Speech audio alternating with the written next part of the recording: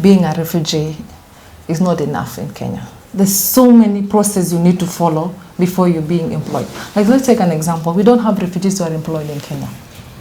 We have so many organizations, private sectors and the public sectors, but they're not in a position to employ refugees, even with all the skills these refugees have. They don't do that. Because of the documentation? Yes, because of the documentation. Having the alien card is not enough for you to get employment. So I think there is a need to which there is a policy that is supposed to be put across. Because this alien card is act as if it's our national ID card, to which Kenyan they use ID in whatever they does. So this one is like our own ID card. So the question is, why do we need this Class M work permit if we already have an ID or an alien card? Is alien not enough for you to get a job? Is alien not enough for you to access other opportunities? Like for instance in Kenya, with the telecommunication companies, for those who are in urban, for you to register for M-Pesa, it's an issue. So most of the people refer going back to the camp, either Kakuma or Dadaab. Again, going back to Dadaab or Kakuma to most of these camps, it's an issue. We have issue with mobility. You having an alien will not take you to the camp. You also need to go to the camp manager, having a movement pass issued by the camp manager. So why is that an alien we have it? What is the reason of us having an alien while we cannot use it? Yeah. You see, so there's a lot of issues when it comes to documentation. Of course, we have the document, but it feels as if the document we are having are not in a position to do anything to us. It's as if there's something more that is needed for this document to work for us. So if the alien is enough for you to pay tax, why is it not enough for you to get a job? So that is the question that have been running around my brain. I don't get to understand. When I'm paying, it's enough. But when I'm being paid, it's not enough. So these are the things that is actually giving me hard time to deal with. So with the private sectors, they will ask you a lot of questions. Alien is not enough. Work permit is not enough. I think they even need a letter from UNHCR, a letter from your sponsor. Even opening a bank account is an issue. Yeah. They will even ask you for something you have never heard of.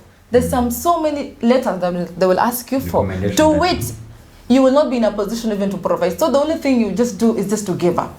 You see, that is for the private sectors. There's so much heavier to deal with when it comes to these private sectors. But for the government, I think they're a bit 50-50. It's not hard and it's not easy.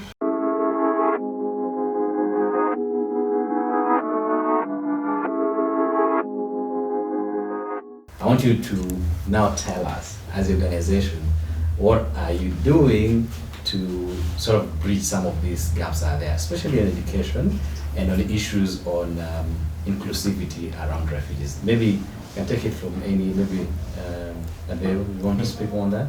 Okay, yeah. As the founder of Monicado, we feel there is a need and there is a gap to whereby the refugees are not being considered when it comes to education. So we do with mentorship program.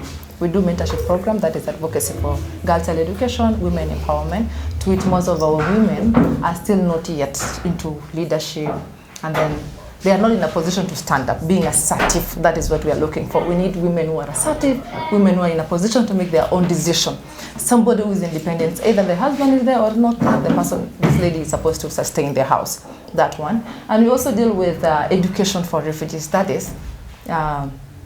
We do sourcing for scholarship, and we also help with documentation. Like for instance, we have something we call CTD. To which some of our refugees they don't know what is CTD. Yeah. So we are in a position to access. Like we get them, like we source for scholarship. Like for example, we have partnership with ALU, Africa Leadership University in Rwanda, in Kigali. And we also have MasterCard Foundation. We also have Western Union Foundation. There's another one called West Mountain Foundation. These are the foundation that offers scholarship. And what I've come to realize about this foundation is that most of the time they consider refugees. These are special people, and we need to give them some of the percentage. So they give us some percentage. Yeah. So we take the information from them. We give it to the public, that is the refugees community. We help them apply for the scholarship. And after they get the scholarship, we also help them with documentation. Like for example, the transportation, like some from Kakuma to Nairobi, and then they can get their CTD. Do you work with directly with RAS, Refugee Affairs? Yes, I work directly with RAS, but I pass through UNHCR, though they know me, but there is a way that we have to follow the system. So it's me, UNHCR, and us. Sometimes the three of us can be together, and then we bring the dams and the people, and then they get the CTD, whereby they can go to their prospective universities. Yeah. That's a very commendable task you're doing. Yeah, and I think recently, during the COVID-19, when it was just the starting, we had an issue with girls being impregnated. Like in Kenya, they only focus for the host community. Then we sit down and like, okay, so since they are focusing on the host community, why don't we do something about the refugees? So we launched a campaign for these girls, launch a campaign for going back to school. So we offer them mentorship. The first mentorship was offering them basic entrepreneurial skill, that is after their childbirth. And then we also did campaigning for them to go back to school. We partners with so many organizations like Window Trust and NWF. LWF deal with primary school. Window Trust, they deal with high school, both in Kakuma and Dadaab. So after these girls are being mentored, they will choose either to to have their own like entrepreneurial, they will venture into entrepreneur, or they will go back to school.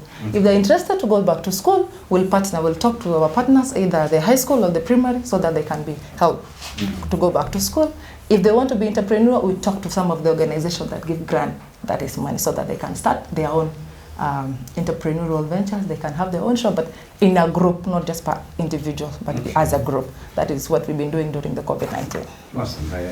Well, I don't know how best to congratulate you for the amazing work you're doing.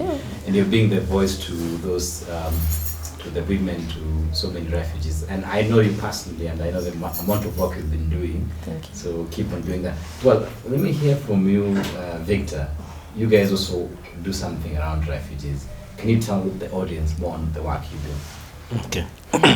Yeah, people wonder, because I've been in forums, refugee-led organizations, and people are thinking, this guy is Kenyan, what is he doing?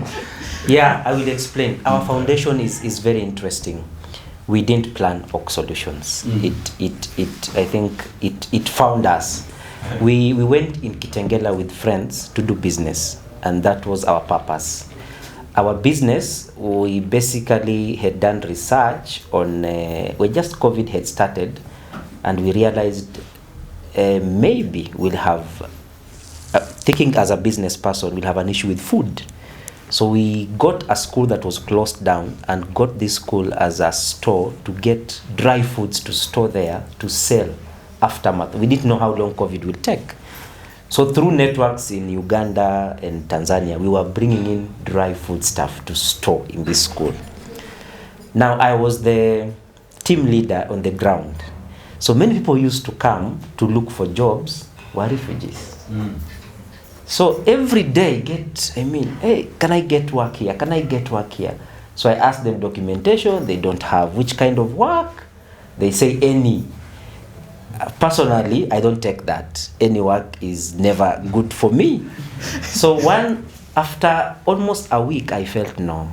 My work experience, I've worked with CBR Africa for many years, advocating for disability, community-based rehabilitation. So immediately I felt, no, I can do something for these guys.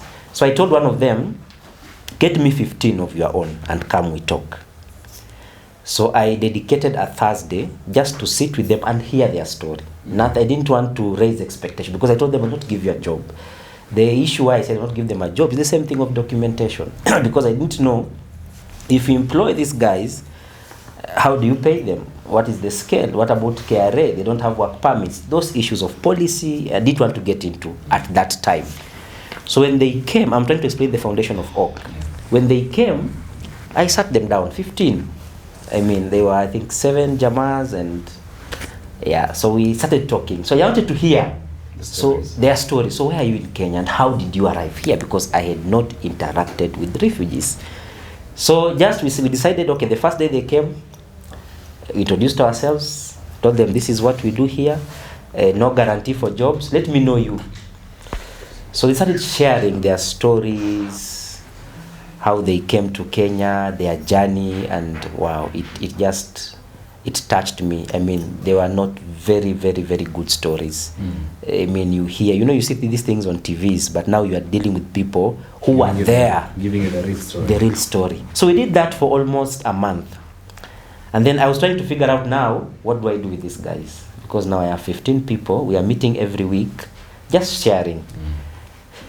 So now, part of my experience before years was training. So I told them, I will do for you this. I will offer you a pro bono training on skills development so that I can package you.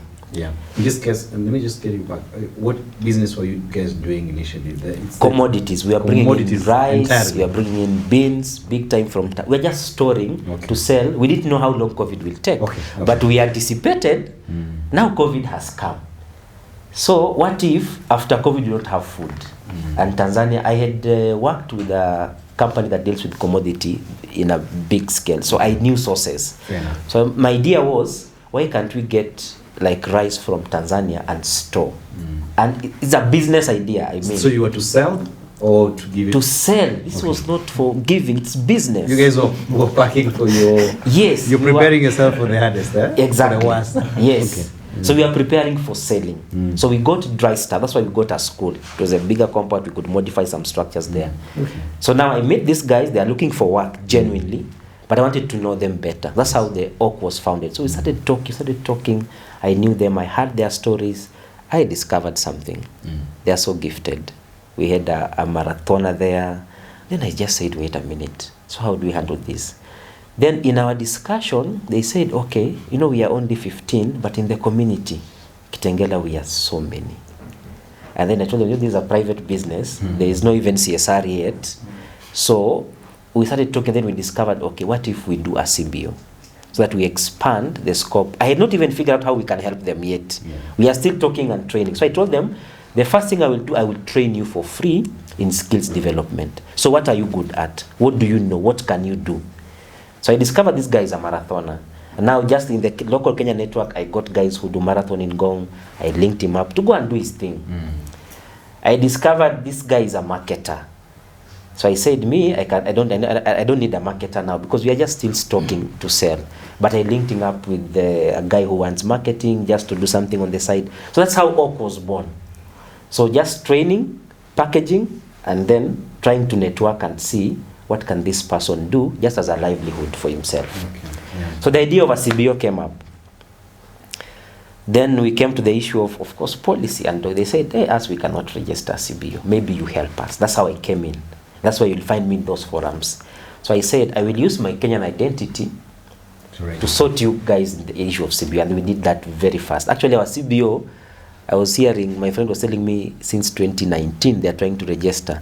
Ours took exactly 6 weeks. We had the certificate from Kajiado. Why? Because of my Kenyan. It was easier that way. So that's how Oak was founded.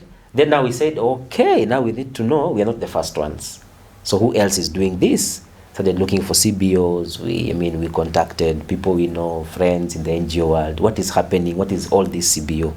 So that's when we structured Oak. Now this is what happened interestingly. When Oak was being structured, we had brought in commodities. Then now we had issues with the border in Tanzania to bring in more. So the border was closed for us at that time. So actually the business was taking a different trajectory. The stocks we had, yes, we sold, but we cannot bring in more. So my partner said, as we're not in this CBO thing, you with your people remain in the place. That's how Oak was formed, and now we remained in the school. Okay. Now just so briefly, so you deal with refugees. What do you give them? Now the first thing, okay, now I'm coming now to that. So we had now to restructure. You see, right now we're just giving skills, and then I discovered this guy is a good marketer. So I told him, we'll structure something. I have some stocks. Get me refugees who can sell this rice in Kitengela. The rice is under Oak. So we sell it, you get the markup, you return for me the capital. So we started a livelihood program around that. I train you how to sell, I give you stocks, you go sell, you get your profit, get me back my stock capital. So that's how we structured a livelihood program. Then now we discovered, after talking to them, we discovered there are issues to do with the overall well-being of the person. That's why our mental health program is very key to us. It's not, when you talk about mental health, people think of the major things, but just overall, these people have been through trauma. Then they are in a foreign country, they are trying to settle down. So when you talk to them, you realize they may not even know, but there's something underneath them that has not been dealt with. Okay. So we started, how do we do this? So we networked with Nairobi University. They gave us a bit of their counseling students. That's why we got Nelly, just to come in and give in a professional aspect of this whole issue of counseling. Then we discovered issues that we didn't know. People just, even that talking, we didn't know it was therapy. So we developed now a program around mental health there, just talking to these people. And I'm not talking of a psychiatric counseling. No, just someone sharing. Giving them a safe space to speak. Just to speak. Okay. And we realize it's healing for them. That's one of our key programs. Okay. So now we had to, because now I'm fully in awe. I want to cut you because yes. So you have also a sports program. I want you to speak on that so that I turn it to George. Okay. Yes. Our sports program, actually I was coming, that is tied to mental health. Okay. We wanted to reach the young people, because you cannot just get young people to cancel. So we discovered, how do we reach out to them? So to structure something that attracts them. That's how we came up with a tournament. So we do a tournament, we call the young people, we say under this age, when they come, our issue actually is not football.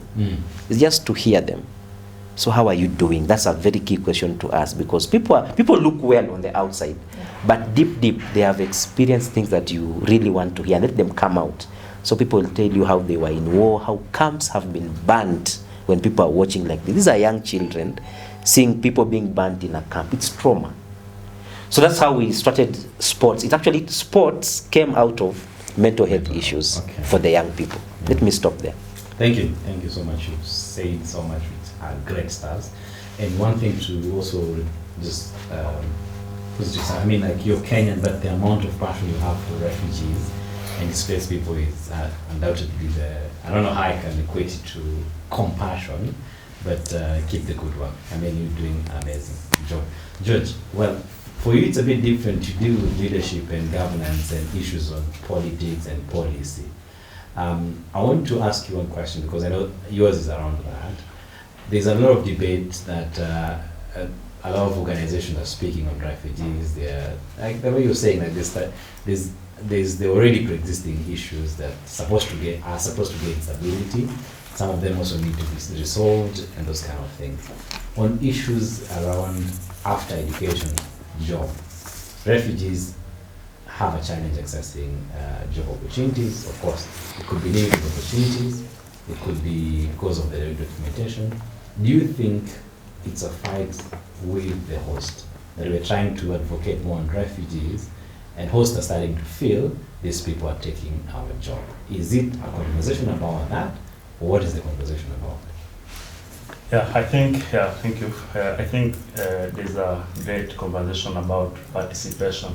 And participation is a broad term that it's about inclusivity. It's about everybody inputs being on the table of discussion. And particularly, we cannot talk about participation if refugees who are among the host community are being left out. You see, and we are all human, and we do understand that poverty is a challenge that is within us. And basically, I will not say there should be like a division between the host community and the refugees, simply because we refugees, or even the host community, will love to integrate whatever skill they have and perhaps to achieve, let's say, the United Nations SDGs, because poverty is something that everybody is grappling with. And we cannot say one sector of the population is being perhaps uplifted. That will definitely bring discrimination. Based on maybe the political will, I would say the government of Kenya is that it's a welcoming country. Many refugees will attest to that. But we'll as well urge, maybe, because the governance can, you see, in every 5 years, we are going to maybe to get a new leadership. And leadership now will now question the political will. And perhaps a new government comes in, maybe the political will decline. So I will say the government and even the host community refugees are one thing, and if there's a program that is meant to bring development, it should be an inclusive program that everybody should not be left behind. Yes, Yeah. very well. You say about inclusive, and it shouldn't be a division. It's not a fight it's not anything about competition. It's about including everyone and having everyone's voice in it. Of course, it's not a journey that will be easy. It will have its own up and downs, and I think you've already spoken about that well. Adil, for you, I think you're more specific on the issues that now make it hard for these refugees to even get a job and work. And those are issues tied to documentation. Mm-hmm. What do you have to say about access to opportunities that are tied? Of course, everything is tied to documentation. What are some of the barriers you've seen through that? And what are some of the recommendations or solutions to the same? Okay, I think we have related work documentation, to which one of my brother talk about it. You say, being a refugee is not enough in Kenya. There's so many processes you need to follow before you're being employed. Like, let's take an example. We don't have refugees who are employed in Kenya. We have so many organizations, private sectors and the public sectors, but they're not in a position to employ refugees, even with all the skills these refugees have. They don't do that. Because of the documentation? Yes, because of the documentation. Having the alien card is not enough for you to get employment. So I think there is a need to which there is a policy that is supposed to be put across. Because this alien card is act as if it's our national ID card, to which Kenyan they use ID in whatever they does. So this one is like our own ID card. So the question is, why do we need this Class M work permit if we already have an ID or an alien card? Is alien not enough for you to get a job? Is alien not enough for you to access other opportunities? Like for instance in Kenya, with the telecommunication companies, for those who are in urban, for you to register for M-Pesa, it's an issue. So most of the people refer going back to the camp, either Kakuma or Dadaab. Again, going back to Dadaab or Kakuma to most of these camps is an issue. We have issue with mobility. You having an alien will not take you to the camp. You also need to go to the camp manager, having a movement pass issued by the camp manager. So why is that an alien we have it? What is the reason of us having an alien while we cannot use it? Yeah. You see, so there's a lot of issues when it comes to documentation. Of course, we have the document, but it feels as if the document we are having are not in a position to do anything to us. It's as if there's something more that is needed for this document to work for us. Yeah, of course. Now, speaking on the same, like the documents tied to issues around KRA, the government itself wants to have a system where it can tax its people, and you being part of the population, someone that's a considered issue. But now, being a unique group of what it be termed refugees, you're vulnerable, and that sort of idea, maybe sometimes make it hard. Do you think it's the public sector or the private sector deliberately refusing to give a chance to that opportunity, to give opportunity to refugees to access the work? Because yes, you're saying we have the ID, but then you cannot, that's not enough. Is it enough? Because of course you already have the skills, but is it something about these documents, it's about this private sector and the company? Okay, as for me personally, I think about when you look at private sector, it's another different issue in Kenya. So, but most of these public institutions, they're a bit easier to deal with. Like for instance, recently KRA has launched a campaign like that is accepting refugees to apply for KRA PIN. So for instance, like I had a friend of mine from KRA and we've been having a conversation about this thing. And he's like, okay, already we have a system of your alien card. We can register you just like Kenyans and you will be in a position to access tax. Yeah, so that one I think is already being dealt with. Yeah, what you're saying is that the alien should be enough. It's not now enough to give you a job. Yes. So if the alien is enough for you to pay tax, why is it not enough for you to get a job? So that is the question that have been running around my brain. I don't get to understand. When I'm paying, it's enough. But when I'm being paid, it's not enough. So these are the things that is actually giving me hard time to deal with. So with the private sectors, they will ask you a lot of questions. Alien is not enough. Work permit is not enough. I think they even need a letter from UNHCR, a letter from your sponsor. Even opening a bank account is an issue. They will even ask you for something you have never heard of. There's so many letters that they will ask you for, to which you will not be in a position even to provide. So the only thing you just do is just to give up. You see, that is for the private sectors. There's so much heavier to deal with when it comes to these private sectors. But for the government, I think they're a bit 50-50. It's not hard and it's not easy. For instance, in university where I come from, in JKUAT, there's a program for refugees. Yes. It made me feel special, honestly, because this program only specific for refugees. They take you for trips for you to know Kenya. They take you for trips, and then if you are getting like good marks, they will give you a job inside the school. Though they may not pay you just like a Kenyan, but at least that one is a motivation for you to go to university. It will motivate you as well. So recently, the refugees community around JKUAT, being led by me, we had a conversation with our chancellor from our school if the refugees community fee can be reduced at least 15%. So at least to implement whatever they are giving us. So if they reduce our fee, at least we'll feel as if we are being welcome, and it will also give other people who are outside an opportunity to apply for this university. So for the public, it's a bit okay, but not that much. But when it's come to private, that's where the blocking point comes in.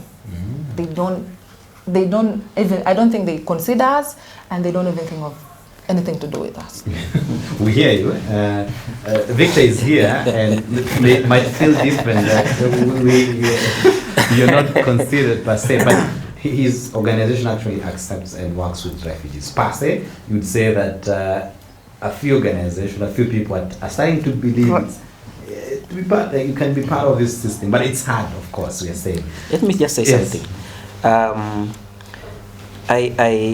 I hear, and advocacy is key, because if you don't advocate for something, then maybe no one will know about it. So speaking out is very necessary, and we need people who will really speak out and push for these things. But again, as I say, there's not enough knowledge outside, because for me, I've helped someone using just the CBO org, which is, I mean, not very many years old, to get document. This is what we did. This person was asked for, as you say, the alien is not enough. Yes. So I asked him, what do they need? He told me they need a letter, I don't know from where. I told him we can go around. It's just wisdom and your social support system. So what we did, we wrote a letter to RAS requesting for a passport for this guy to attend to our issues in Tanzania. This guy got a passport.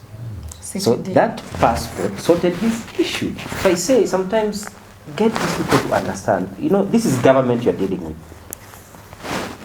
Oh, sorry. Okay. This is government. So how do I wisely go through an issue? When you come to banks and issue of documentation with banks, even Kenyans face challenges opening accounts because of the issue of money launderings and stuff. So it's not only refugees who face challenges opening accounts. This documentation, even Kenyans face the same. But I will say this, when it comes to awareness, we do a lot of campaign awareness for refugees, but no one is explaining to Kenyans. Yeah, that's why we're talking about the host, where are we living? Yes. So when you are doing awareness, can you also allow Kenyans understand we are doing this because of this? Like right now, she talked a very good point. They are trying to negotiate for reduction of fees at JKUAT. There are Kenyans there who are crying, the fees is high. So who is advocating for the Kenyans there? Those are the issues we need to also. Now, what will happen when JKUAT students here, refugees' fees has been reduced by 15%? It will bring a problem. They also want to become refugees. Exactly. So we are saying, let this, can we harmonize this? So that people feel, because now the challenge with that, you start getting division. Refugees have UNHCR negotiating for them. They have NGOs everywhere. Now we have CBOs talking about these guys, but no one is talking about the local communities. There needs to be a balance. You sure? And the teachers and everyone about the stakeholders for the schools speak about Kenyans? They do, but not to the magnitude.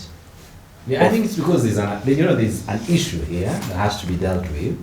That's why there's a response to it. Of course, I hear you. There has to be a harmony in that. You cannot be speaking on one thing and then leaving the other just like that, of course. So for you, you feel that it has to be two-way. It has to be two-way, but let knowledge come. Let's say, let me be practical. In Kitengela, when we started now doing, we were giving capital, and it was a risk because you're giving someone stock. This is we call them special friends, but yes, they are refugees. You are giving them stock. It's a risk. So someone came and asked us, why can't you do that for the local community?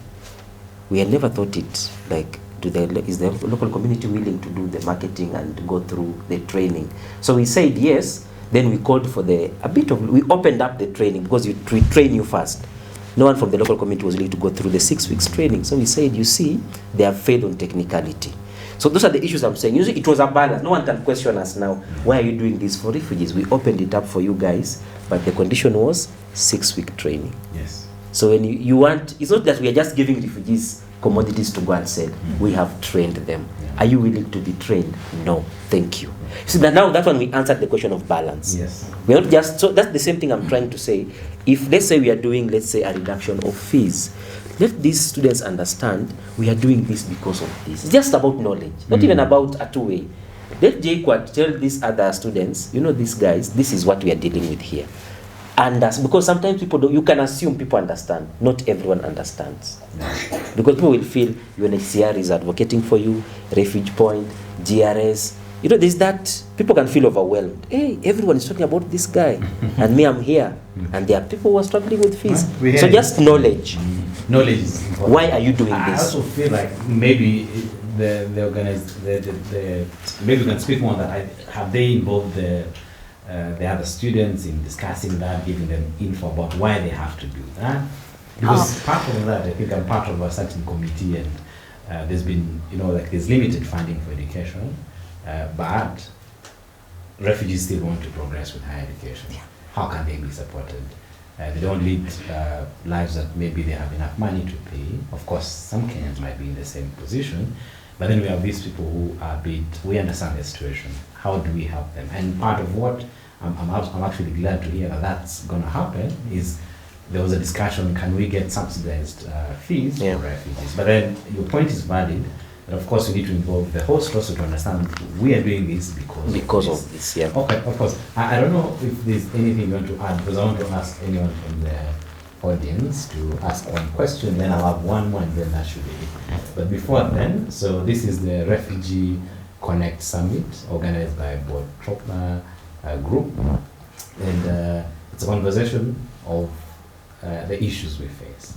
It's a conversation about how do we find solutions. Solutions are not brought by just specific people, but solutions that are also grassroots. Solutions that we can ourselves as refugees, as communities, bring that together and respond to the issues we face. And clearly the work that we're doing speaks a lot of the same. I don't know if there's anyone with a question from the audience before. Is there any question? Yes. Thank you so much, guys, for the insight. We are so inspired. I have a question for maybe all of you. You're all leaders in your respective CBOs or organizations. So I have a concern, because there's still a big and a large group of refugee youth who have not accessed your services and whom you've not reached to. What are your plans, and how fast do you think you can grow to reach out to more? Thank you. Thank you. Okay, for us, like at Oak, what we are doing right now, we discovered that gap for young people. So we are getting into sports big time. We just want to organize forums, because the challenge is, how do you get these young people? So we discovered they have passion in sports. So we are trying to work out something on sports in every sector, football, basketball, and just see if it will attract. Then as they come, we hear them. Then we know our way forward. Mm-hmm. So when you hear them, so you engage them with sport, which you tend to mentor, yes, helping them in mental health. You're also doing skills development and development. Do you have classes or something? The classes are for the skills development. Yes. Okay, awesome. Fair answer. John, you wanted to say before? Oh yeah. Maybe I'll add 1-2 stuff. Based on this question, maybe CBOs and NGOs will extend their service through mostly maybe I happen to be part of YDC, and at YDC we do referrals. Let's say if our office is based in Atumoja, Universities Community, we do referrals. Let's say if you're in Kasarani and you happen to come to a place, perhaps due to geographical distance, you'll still be able to be assisted through our various networks. So that's how we do our stuff. We do capacity building, and referrals to people maybe who will not be in a position to come directly to us. So we also do indirect service, like we have integrated with more CBOs and NGOs that can offer our work if we are not around for you. Yeah. Yeah, we do network. Yeah. Also building consortiums. Yeah, and also building consortium, like bringing all CBOs and refugee-led, and we do our stuff like in a more collaborative way. Okay, fair enough. And then as you're responding to that, I think the question also has a dependable variable of, do you have enough funding? Do you have, like, what's the extent you can do that, you know? You want to reach more people, but is it possible with what you have as funding or as capacity? So maybe speak more on that. What recommendations do you have towards issues around funding? And I think also Victor has a lot of insight this, but with the points you have, the other barriers that probably might have not spoken about, feel free to speak on them. Okay, I'll start with this question. So as for tertiary refugee student, that is TRSN, we have regions, to which we have East Africa region, North Africa region. So for East Africa region, the one who's dealing with it, and we're working in Kenya, South Sudan, Ethiopia, Malawi, Rwanda. Each and every country has a representative, that is for TRSN. For my organization, that is Moncado Enterprise, what we are trying to do is we have representative from each and every community so that this person can reach to the grassroots of that community. So for instance, if you're looking for a specific youth from Congo refugees, we'll go to this person and they will get us the Congolese. If you're looking for Sudanese, the same. So we have representatives from even Kakuma, Dadaab, Nakuru, Eldoret, Kitale, all the places in Kenya that refugees are situated in. So it's a bit of time and also funding. You know, for instance, funding is the backbone of each and every organization. So if there's no funding, there's no any activity that is going on, to which we are still trying so very much to get some of the funding so that we can get to have more activity and more exciting activities from various youth, women, and all this type of people. Yeah. Okay. And again, I would like to talk about limited access to information. Mm. That is one of the barriers accessing opportunities for under the education. So with this one, I think nowadays we have so many online courses. We also have scholarship, to which, and also we also have fellowship, to which we don't have a platform that educates the community of how to access this information. Like for instance, for you to get these things, you need a smartphone. You also need maybe a laptop. I think GRS, they offer a scholarship, but it's an online base for all refugees. But if you're in a position to access this device, then there's no way you can have an access to it. So I think it's an issue that need to be dealt with. Like we need a platform that refugees can get all this information, access this all information, so that at least they can get to enhance their skills. And then we also have limited access to learning materials and qualified teachers. Look at Kakuma, on education. Look at Kakuma and Dadaab. For many refugees, especially in primary and high school, in the camps, that is Kakuma and Dadaab, access to learning material is a challenge. In fact, a very big challenge. We have issues with books. And at some point, you find that for the teachers, it's 15:1. That is according to the data that I find with UNHCR. And a place like Kakuma, in high school, they don't offer some of the subjects like physics and business, to which it's a very basic subject that are more needed in university. For instance, if you are to go to university, do your, engineering. You need, for instance, in Kenya, you need a B+ in physics for you to have that course. For you to do anything to do with business, either business administration, BCom, all this stuff, you need at least maximum or a minimum grade of C- or C+ for public universities in business studies. But they're not offering this subject in most of these refugees school. So it's a big challenge, and I think it needs to be addressed. Okay. Yeah. Well, I think you brought up the very key issues that still need to be addressed, issues around information sharing and those essential things in the education. I think this particular topic is hard to finish because it's a bit Yes. broad. It's wide. The issues around documentation, issues about inclusivity and everything. Well, that should be it for this conversation. I just want to give everyone one chance, their parting shot, with regard to the main topic, which is barriers in accessing to opportunities for refugees. You can look at it differently. You can look at it even with displaced persons who use it, even with locals who are not able to get access to opportunities. But with regard to the conversation we've had, what's your parting shot? And that should be it. So, Yeah, I think if we speak about so many dynamics here, and I think the key role refugees, perhaps CBOs can play, maybe to prevent the aspect of division among maybe the host communities, that the existence of CBOs and NGOs should be about impacting the society they are living in. That means whichever program that they are doing should not only be for refugees, but as well for the intermediate community, and that one will bring that aspect of change. And to me particularly, I came here with I'm the founder of Political Intent. It's a youth-led program that seeks to avail platform where youth can talk about issues affecting them, both political, social, and economic. And it's about bringing and bridging our capacity and perhaps skills networking to impact our society. So I believe CBOs, NGOs, and any other initiative that is youth-led should be about bringing an impact that is not leaving anyone behind. That one will bring, will perhaps make everything inclusive and strong. Very well, and that ties to even certain statement on SDGs, leave no one behind. No one should be left behind. Great. And I think with the partnership, feel free to say something that you might not have said because of time, but just be cautious of time. Okay, so still I will agree with my brother. I think the best way for this lead organization is to collaborate with the host community.